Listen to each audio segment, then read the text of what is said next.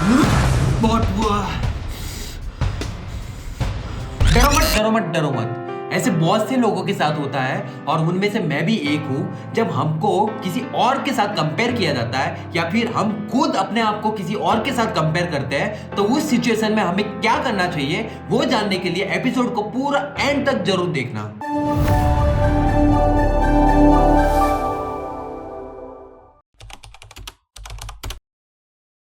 मैं हूं तुषार मालवीय और आप सबका स्वागत करता हूं 703 700 श्लोक 700 accept practical Bhagavad Gita series के अंदर। सो अभी तक जैसे हमने देखा कैसे जो दुर्योधन थे वो पांडवों की छोटी सेना को भी एक स्ट्रॉन्ग सेना बताते हुए गुरु द्रोणाचार्य को भड़काने की कोशिश कर रहे थे। तो आज की इस एपिसोड के अंदर संजय उसी क्वेश्चन का आंसर देते हुए ये श्लोक बोलते हैं, अत्र सूरा महेश्वास भीमा अर्जुन समायुधि युधानो विराटच्च द्रुपदच्च महारथ। तो यहाँ पर जो दुर्योधन है अब पांडवों की सेना के महारथियों के नाम गिनाना स्टार्ट करते हैं और आज के इस श्लोक के अंदर 3 महारथियों के नाम दुर्योधन ने गुरु द्रोणाचार्य को बताए। जो पहले थे वो थे युधानो। अब युधानो कौन थे और युधानो का नाम लेने के पीछे क्या इंटेंशन था तो वो मैं पहले बताता हूं आपको। तो यहाँ युधानो जो थे वो अर्जुन के शिष्य थे। जब महाभारत युद्ध होने से पहले दुर्योधन और अर्जुन दोनों के दोनों द्वारका गए थे भगवान श्री कृष्ण से मिलने। वहां पर भगवान श्री कृष्ण ने 2 ऑफर रखी। पहली ऑफर ये रखी कि वो खुद आएंगे लेकिन युद्ध नहीं करेंगे, सिर्फ एक सलाहकार की तरह रहेंगे। और दूसरा ऑप्शन था कि नारायणी सेना, एक विशाल सेना थी, वो थी। तो यहाँ पर जो अर्जुन थे उन्होंने तो भगवान श्री कृष्ण को अपनी सेना में लिया और वही जो दुर्योधन थे उन्होंने नारायणी सेना की इच्छा रखी थी और उनको नारायणी सेना ही मिली। और उसी नारायणी सेना के अंदर युधानो थे। अब वो कौरव सेना के अंदर आ गए लेकिन उन्होंने क्या किया, कौरव सेना को छोड़ के वो पांडव सेना के अंदर आए। उसके पीछे 2 रीजन थे। पहला रीजन जैसे कि पहले ही मैं बता चुका हूं कि वो अर्जुन के शिष्य थे और दूसरा रीजन ये था कि जो पांडव सेना थी वो धर्म के साथ लड़ रही थी, इसीलिए युधानो कौरव सेना को छोड़ के पांडव सेना को ज्वाइन किया। और ऐसा इसीलिए था क्योंकि युद्ध होने से पहले एक कंडीशन रखी थी, जिस योद्धा को, जिस वॉरियर को जिस सेना से लड़ना है वो लड़ सकता है लेकिन युद्ध होने से पहले वो उस सेना के अंदर ज्वाइन होना चाहिए। तो इस तरीके से जो यहाँ पर युधानो ने कौरव सेना को छोड़ के पांडव सेना को ज्वाइन किया। तो यहाँ पर युधानो का नाम लेने के पीछे दुर्योधन का क्या इंटेंशन था अब मैं वो बताता हूँ आपको। जैसे कि युधानो अर्जुन के शिष्य थे तो कौरव सेना को छोड़ के वो पांडव सेना को ज्वाइन किया, ठीक वैसे ही अर्जुन भी तो गुरु द्रोणाचार्य के शिष्य थे ना और सबसे प्रिय शिष्य थे, तो उसको छोड़ना चाहिए था पांडव सेना को और कौरव सेना ज्वाइन करनी चाहिए थी, ऐसा दुर्योधन का मानना था। और इस तरह की स्ट्रेटेजी के हिसाब से गुरु द्रोणाचार्य को भड़का रहे थे अर्जुन के खिलाफ ताकि वो अच्छे से लड़ सके, अपनी पूरी शक्ति से लड़ सके गुरु द्रोणाचार्य, इसीलिए युधानो का नाम लिया।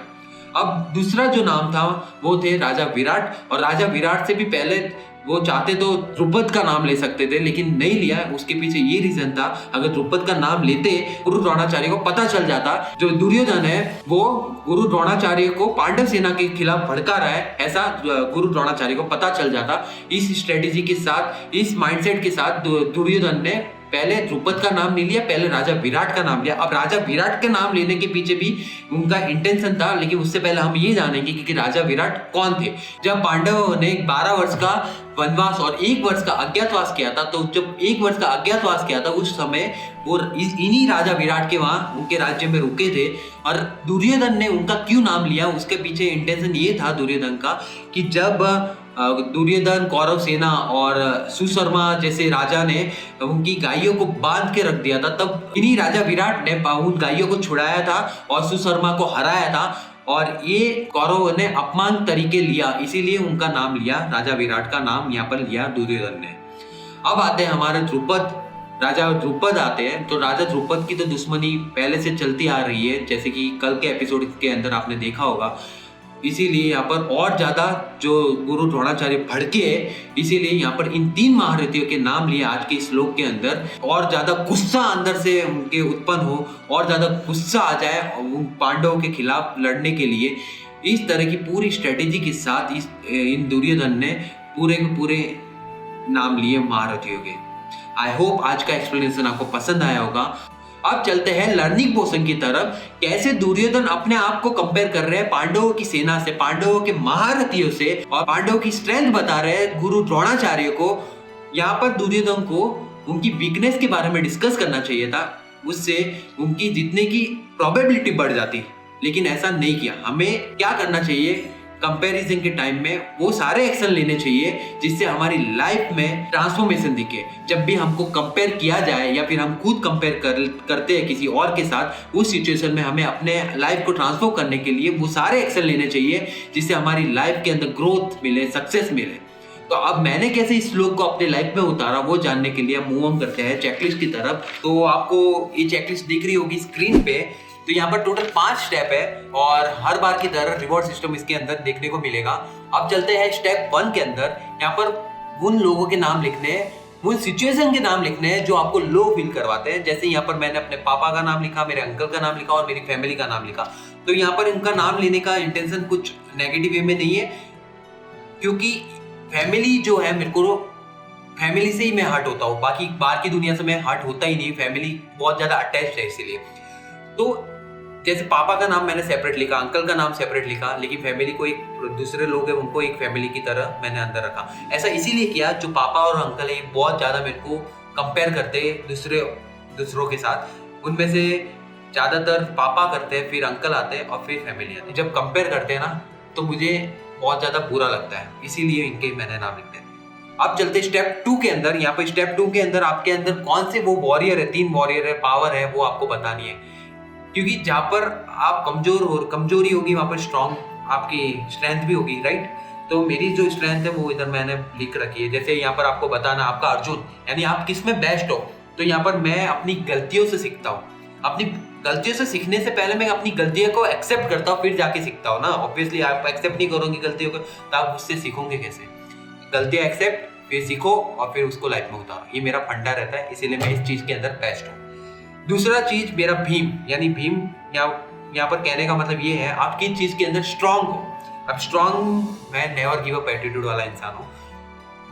जितनी बार हारूंगा लेकिन गिव अप नहीं करूंगा, उसको और ज्यादा इंप्रूव करूंगा। जैसे कि मैंने बताया मैं बेस्ट किसमें हूँ कि मैं अपनी गलतियों को एक्सेप्ट करता हूँ, उसको सीखता हूँ, उसको सुधारता हूँ और फिर और ज्यादा इंप्रूव करता हूँ। ठीक वैसे ही जब भी मैं कोई चीजें कोई भी काम करता हूँ तो उनमें जो भी गलतियां होती है उसको मैं सीख के और ज्यादा उसको इंप्रूव करने की कोशिश करता हूँ और कभी भी हार नहीं मानता। अब चलते हैं ध्रुपद।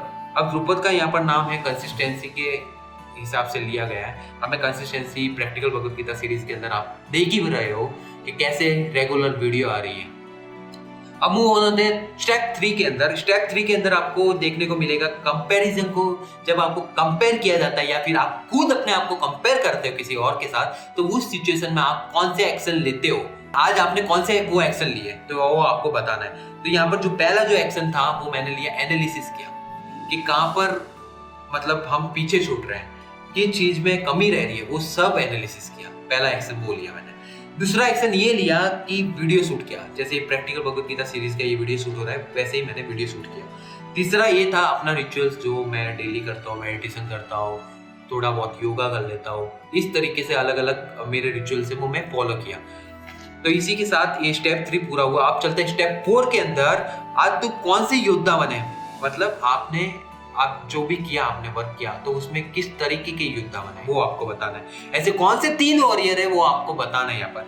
तो पहले जो मेरे थे वो था डिसिप्लिन वॉरियर। जैसे कि भीम की तरह मैं डिसिप्लिन रहा, नेवर गिव अप रहा, अपने मकसद से हटा नहीं, तो मैं डिसिप्लिन वॉरियर यहाँ पर मैंने लिखा। अब आता है फोकस वॉरियर, अर्जुन की तरह शार्प, जैसे अर्जुन की चिड़िया की आंख पे जो था पूरा ध्यान, वैसे ही मैं पूरा फोकस के साथ अपना काम करता गया।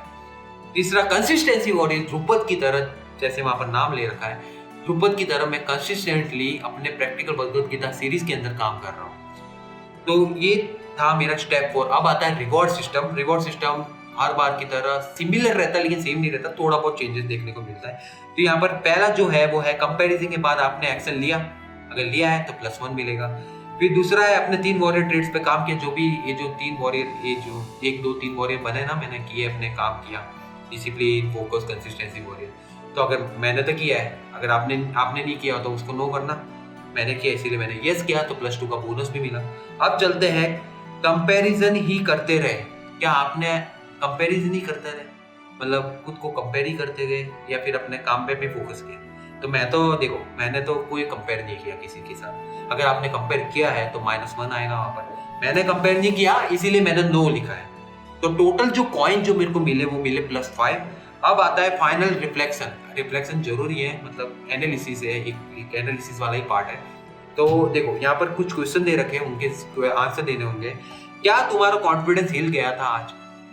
ऑब्वियसली मैं बहुत ज्यादा हिल गया था, मेरा कॉन्फिडेंस टूट चुका था, लेकिन मैंने अपने आप को बहुत अच्छी तरीके से संभाला और उसका जवाब मैंने दिया है क्वेश्चन 2 के अंदर। क्या तुमने एक्सेल लेके वापस बैलेंस किया? ऑब्वियसली मैं एक्सेल लिया मैंने और वो बैलेंस हो गया था। अब आता है थर्ड क्वेश्चन, क्या तुमने खुद को महारथी माना या बस कंपेयर करते रहे?